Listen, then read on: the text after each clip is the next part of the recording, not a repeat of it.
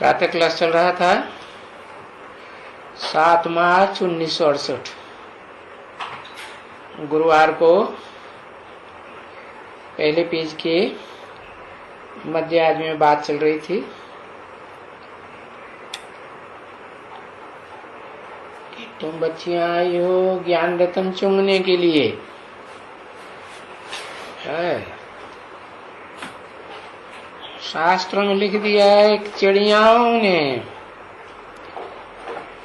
क्या किया है? और सागर को हप्प कर लिया। अरे क्यों हप्प कर लिया? उन्होंने तो दिखाया दिया है कि उनके अंडी बच्चों को सागर है? हाँ, बाहर ले जाता था। अब यहाँ तो बेसिक ज्ञान से एडवांस ज्ञान में बाहर ले जाने वाली बात है? ज्ञान रतन देकर के बाहर ले जाने वाली बात है या कोई वो उन्होंने स्थूल सागर समझ लिया, स्थूल चिड़िया समझ लिया? नहीं। तो ये भक्ति मार्ग वाले ये भक्ति मार्ग की बातें कहते रहते हैं, बेसमझी की बातें, अर्थ कुछ भी नहीं, अनर्थ। तो अनर्थ से तुम गिरते जाते हो। कब? 2500 वर्ष का जो भक्ति मार्ग चलता है देहधारी धर्म गुरुओं के द्वारा, उससे उसे सुन करके तुम गिरते जाते हो। तो ये अनर्थ हो गया ना बच्चे, कि कुछ अर्थ सहित हुआ नहीं, क्योंकि तुम उतरती कला में चले जाते हो। ऐसे तो उतरती कला में सतयुग के आदि से ही उतरते हैं, परंतु वहां तो धीरे धीरे उतरते हैं। और यहाँ तो कलाएं तेजी से उतरने लग पड़ती है। अभी समझते हो कि हम भक्ति करते, ये करते, वो करते, यज्ञ तप दान पुण्य बहुत करते, जैसा जैसा मनुष्य गुरुओं ने बताया वैसा वैसा सब करते रहे।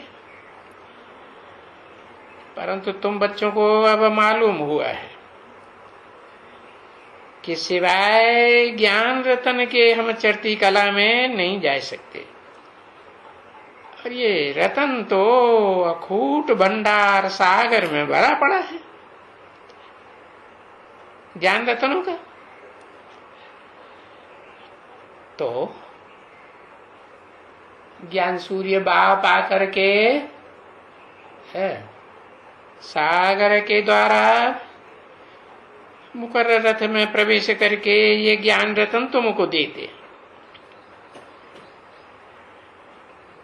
तो ये देने की कल्प कल्प की बात है कि तुम हर कल्प में ज्ञान सागर को हप करके 21 जन्म के लिए अपनी आजीविका बनाई लेते हो, नंबरवार पुरुषार्थ अनुसार।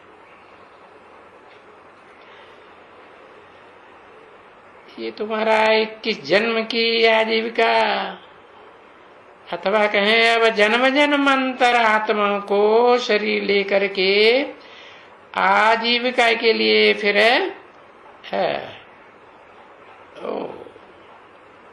मास्टर से पढ़ते हो जन्म जन्मांतर के लिए। अभी तो 21 जन्म के लिए बताया, अभी जन्म जन्मांतर 84 जन्म के लिए क्यों बताई दिया? क्योंकि 21 जन्म के जो पुरुषार्थ के संस्कार हैं वो 63 जन्म में भी कायम रहते हैं आत्मा में।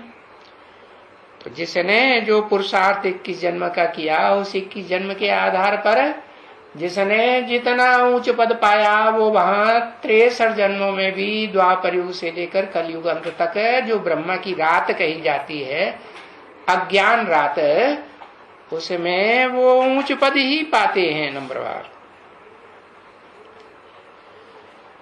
ऐसे नहीं है कि सिर्फ 21 जन्म की आजीविका तुम कमाते हो, नहीं।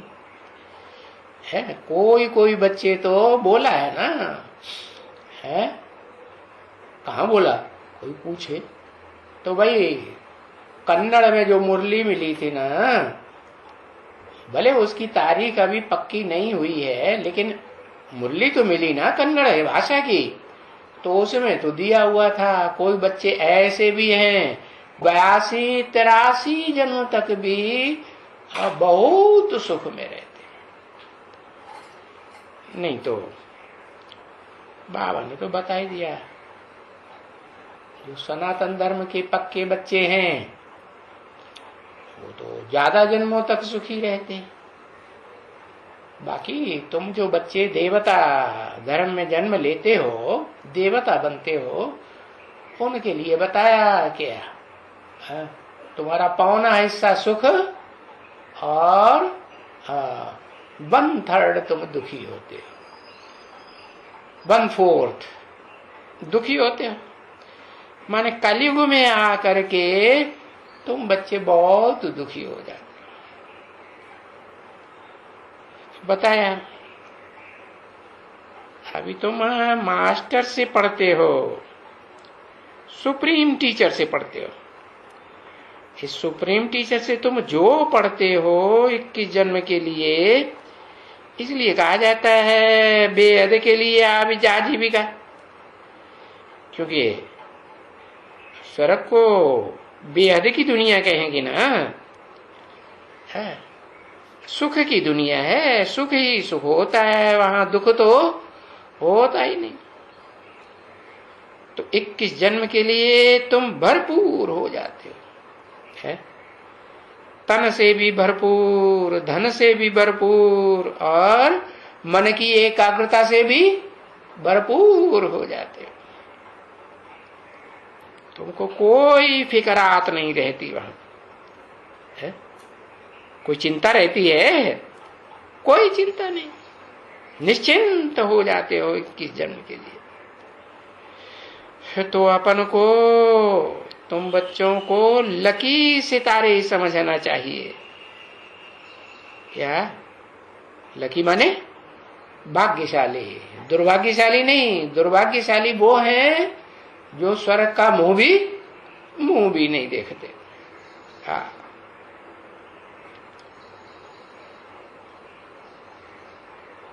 ये भी तो सितारा है ना बच्चे। कौन है, कौन सितारा है?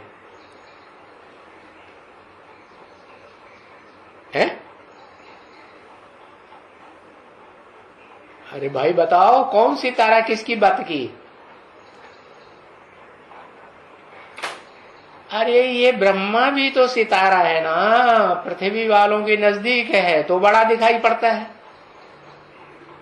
और जो भी चमकने वाले सितारे हैं वो तो बहुत दूर दूर है ना, ये तो बहुत नजदीक है तो इसलिए बड़ा दिखाई पड़ता है। और दूसरे ग्रह उपग्रह में अगर मनुष्य जावेंगे या जा रहे हैं तो वहां से उनको छोटा दिखाई पड़ेगा, सितारा दिखाई पड़ेगा या बड़ा दिखाई पड़ेगा? सितारा ही हुआ ना। हाँ, तो ये भी तो सितारा है ना। सुप्रीम सोल बाप कहते हैं ये भी सितारा है? जैसे तुम सितारा हो, है? तेरे को नाम दिया ध्रुव तारा, तो ये भी ये ध्रुव तारा दुनिया वालों की पहुंच से नंबरवार बहुत दूर से दूर है। हाँ, और ये चंद्रमा तो दुनिया में जो लोग रहते हैं उनके लिए और सितारों के मुकाबले नजदीक ही है ना, ध्रुव तारे के मुकाबले तो बहुत नजदीक है। तो ज्ञान सूर्य तो इनमें प्रवेश कर रहा है। इनमें माने किन में है? हाँ, ये जो भी चंद्रमा का जिनको मुखचंद्र, मुख कौन सा अच्छा समझा जाता है? चंद्रमा जैसा शीतल मुख बहुत अच्छा समझा। बच्चे किसको पसंद करते हैं? चांद को पसंद करते हैं या सूर्य को देखना पसंद करते हैं? चांद जैसा। हाँ, चांद जैसा मुखड़ा कितना गाते हैं। तो देखो ये जो भी है ब्रह्मा के मुख दादा लेखराज के, वो क्या है, ये चांद जैसे मुखड़े हैं ना।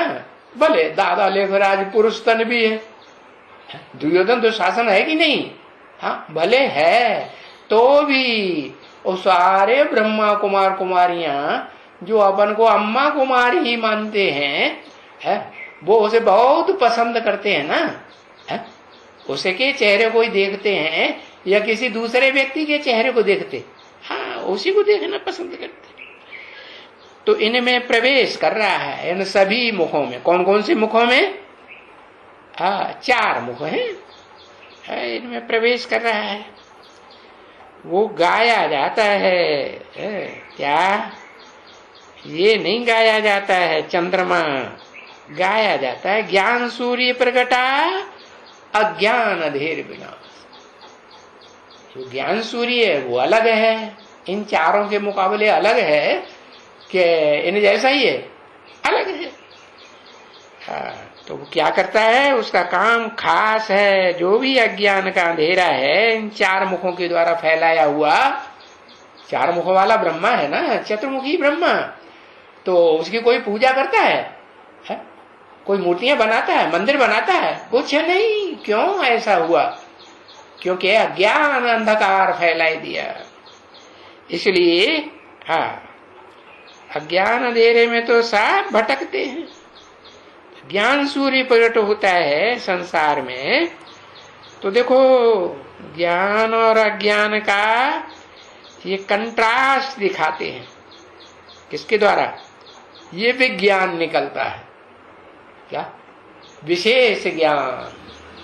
वो हद का विज्ञान है मनुष्यों के द्वारा बनाया हुआ, और ये बेहद का विज्ञान कौन सा है पता है?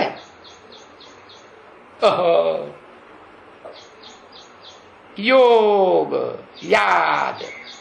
ये याद जो है ना, ये संपन्न स्टेज में जब पहुंचेंगे, निरंतर जब तुम्हारी याद रहेगी, तो ये तुम्हारा उन मनुष्यों के बनाए हुए विज्ञान से, साइंस से, अरे वो तो कुछ भी नहीं है, ये तो बहुत पावरफुल चीज हो जाएगी। ये बेहद का विज्ञान बाप से मिलता है। तो देखो तीन बातें हो गई, ज्ञान और उसके मुकाबले विपरीत अज्ञान, और फिर उन दोनों को क्लियर करने वाला विज्ञान, विशेष ज्ञान। तो अब तो बच्चों ने समझा कि विशेष ज्ञान किसे कहा जाएगा? सिर्फ ज्ञान को कहेंगे या योग याद को कहेंगे? नहीं, जब वो याद और ज्ञान दोनों ही संपूर्ण स्टेज को प्राप्त करें तो क्या हो जाता है? विज्ञान हो जाता, विशेष ज्ञान हो, विशेष ज्ञान भी हो जाता है, विशेष योग भी हो जाता है। क्योंकि बताया ना, जो ज्ञानी जितना जास्ती होगा तो उतना ज्यादा योगी भी बनेगा कि नहीं बनेगा। तो देखो वहां है ना दिल्ली में यादगार, क्या यादगार है? दिल्ली में यादगार भी बनी हुई है। क्या है? एक अक्षर लिखो, है दुनिया भर की इबारत लिख देते हैं, ज्ञान विज्ञान भवन। तो देखो दिल्ली में यादगार भी बनाई हुई है। अभी अज्ञान के लिए तो नहीं कहेंगे ना, है क्या? ज्ञान विज्ञान भवन कि अज्ञान विज्ञान भवन नहीं, ज्ञान विज्ञान भवन कहेंगे।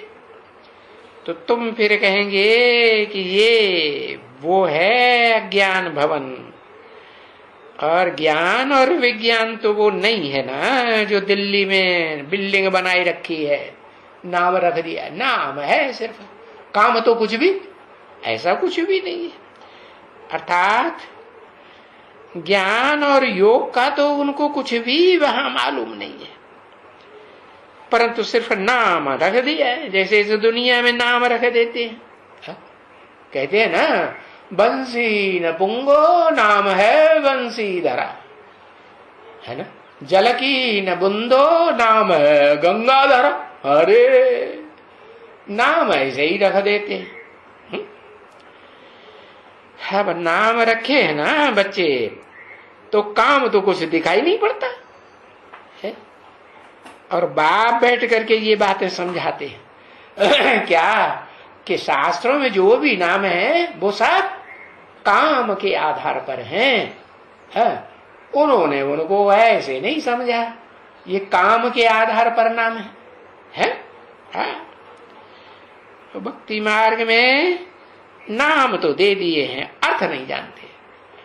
नाम दे दिए हैं, दुर्योधन दुख, दुख माने खराब, दुख देने वाला, दुशासन, दुश्शल, दुश्शला।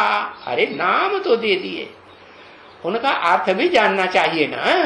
हाँ, नाम दे दिए, काम से कोई मतलब नहीं। तो इसको कहा जाता है फिर अज्ञान मार्ग। कितने गपोड़े लगाए हैं शास्त्रों में, है? तो देखो इसमें सभी गपोड़े हैं, जो कुछ भी शास्त्रों में लिखे हुए हैं सारे गपोड़े। जैसे ब्रह्मा के लिए, अभी देखो प्रजापिता ब्रह्मा के लिए, है?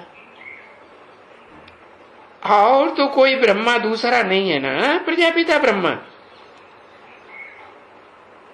वो तो मनुष्य होते हैं ब्रह्मा, है? इस ब्रह्मा को कहा जाता है प्रजापिता ब्रह्मा, मुकर्रर रथधारी को, सारी प्रजा का पिता। अब उन चार मुख वाले जो चतुर्मुखी ब्रह्मा है, चार मुख हैं, चार आत्माएं हैं, उनमें किसी को या सबको कहा जाएगा सारी प्रजा का पिता? हाँ, नहीं।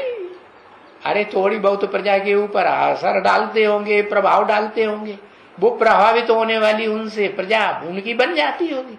बाकी 500-700 करोड़ मनुष्य जो इस सृष्टि रूपी रंगमंच पर पार्ट बजाते हैं, बेहद के रंगमंच पर, उन सबका बाप है कोई उनमें चारों में? है कोई भी नहीं। अच्छा, फिर शास्त्रों में लिखा हुआ है कि प्रजापति को 2 भुजाएं।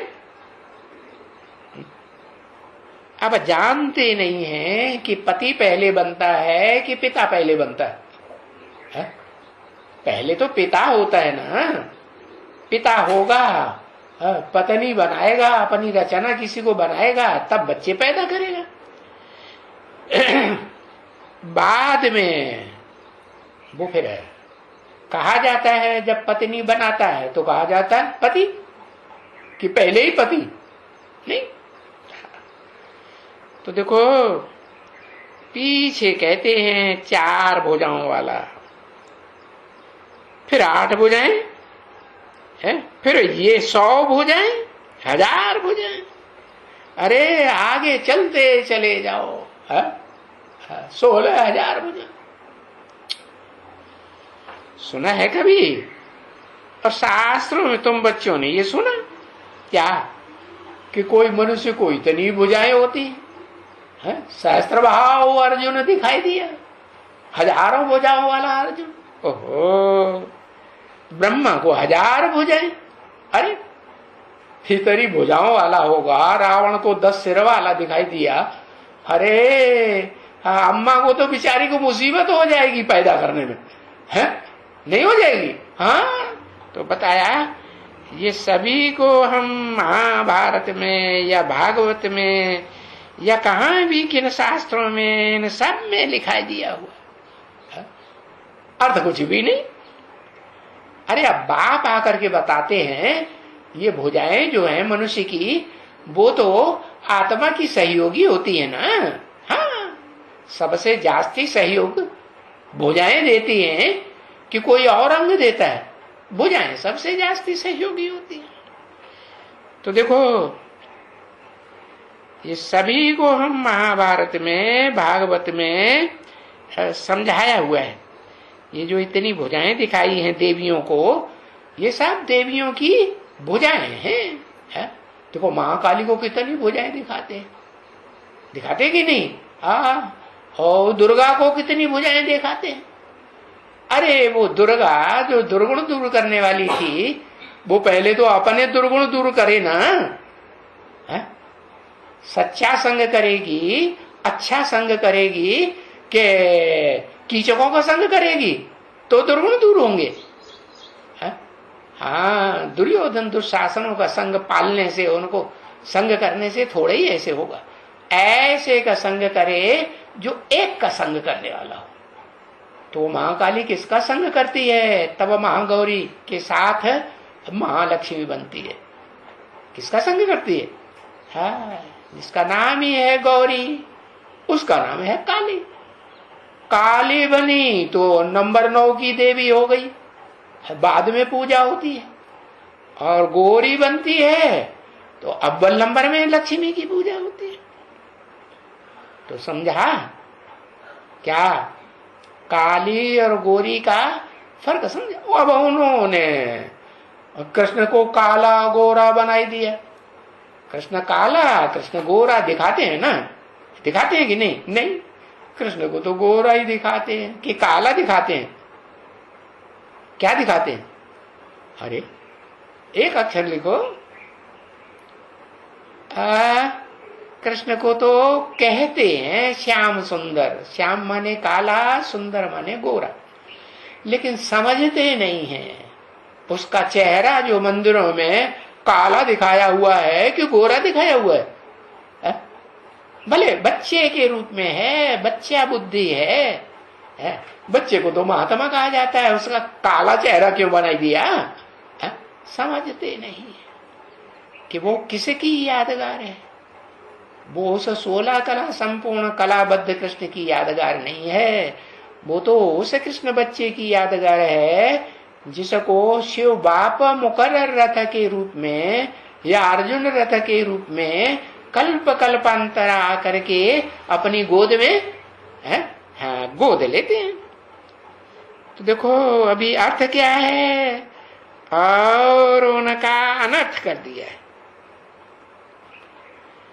वहां तो देखेंगे, कहेंगे कि ब्रह्मा को तो 100 भुजाएं दे दी है। हाँ, अब ये इतनी भुजाएं दे दी हैं? नहीं, पर ब्रह्मा को कितनी भुजाएं होती हैं? देखो, ब्रह्मा की भुजाएं इतनी होती हैं जो देवता बन जाते हैं। अभी ब्रह्मा कुमार कुमारियां ये सभी इतनी भुजाएं ही तो हैं सहयोग देने वाली। सहयोगी को भुजा कहा जाता है। फिर एक एक कुमार और ये कुमारी है तो 2-2 भुजाएं हो गई ना। तो ये सब दिखलाते हैं शास्त्र में। अभी ये जैसे विष्णु को 4 भुजाएं दिखाई है, तो इसका क्या अर्थ दिखलाते हैं? कुछ पता ही नहीं। तो उनका भी कोई अर्थ होगा ना। तो वो 2 हैं, लक्ष्मी और नारायण। 2 लक्ष्मी का पार्ट बजाने वाली और 2 नारायण का पार्ट बजाने। एक अव्वल नंबर का नारायण और एक नंबर 2 का नारायण। एक नारायण कलातीत और एक नारायण कलाबद्ध। दूसरा 16 कला संपूर्ण नारायण होता है कि नहीं? हाँ, सतयुग में 16 कला संपूर्ण। सतयुग होता ही है 16 कला संपूर्ण। लेकिन सतयुग से पहले क्या हुआ वो तो किसी को पता ही नहीं। ऐसा बड़ा दुनिया का बड़े से बड़ा एक्सीडेंट होता है जिसमें सारी दुनिया खलास हो जाती होती है कि नहीं? हाँ, अब ये बात दूसरी है कि कोई देह अभिमान से खलास होते हैं और कोई देह से ही खलास हो जाते। तो देखो बताया कि शास्त्रों में अनर्थ कर दिया है। वो जानते ही नहीं है कि 2 आत्माएं हैं, लक्ष्मी का पार्ट बजाने वाली नंबर 1 और नंबर 2, और 2 आत्माएं हैं नारायण का पार्ट। तो 4 आत्माएं हुई ना। तो वो 4 आत्माएं भुजाओं के रूप में हैं, सहयोगी के रूप में हैं। ऐसे नहीं कि वो कोई उन भुजाओं को चलाने वाला कंट्रोलर है। कौन हुआ कंट्रोलर है? नाम लिखो।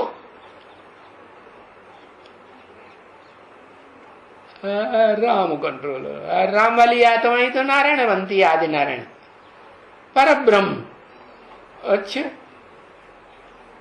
परम ब्रह्म नारायण कौन सा परम ब्रह्म है? विष्णु में जो प्रैक्टिकल पार्ट बजाने वाली आत्मा है लक्ष्मी, वो परम ब्रह्म। वो प्रैक्टिकल पार्ट बजाने वाली आत्मा नहीं। आदम तो पतित को कहा जाता है, उसको विष्णु कहेंगे? है? अरे विष्णु तो वो हुआ जो बाबा ने कहा आदि नारायण जब बनता है पुरुषार्थ के अंत में, तो संपूर्ण स्टेज बनती है कलातीत स्टेज, सूर्य जैसी स्टेज बन जाती है। तो नाम उसका पड़ता है विवस्वत। क्या बाप आते हैं ज्ञान सूर्य शिव है, हेवनली गॉड फादर, जो हेवन बनाने का रास्ता बताते हैं ज्ञान सूर्य विवस्वत को, तो उसे आप समान बनाते हैं। जब आप समान बनता है ज्ञान सूर्य, तो फिर देखो शास्त्रों में लिख दिया है कि वो विवस्वत सूर्य की जो आत्मा है, राम वाली आत्मा, उस राम को बाप कहा जाता है। किसका बाप? अरे मनुष्य सृष्टि, साकार मनुष्य सृष्टि का बाप है कि निराकार आत्माओं का बाप है? निराकार आत्माओं का तो बाप नहीं है। तो देखो है, पहले रावण नहीं होता है, ये रावण तो बाद में है। चित्र दिखलाएंगे ना, राम का चित्र पहले और रावण का चित्र बाद में दिखलाएंगे। ओम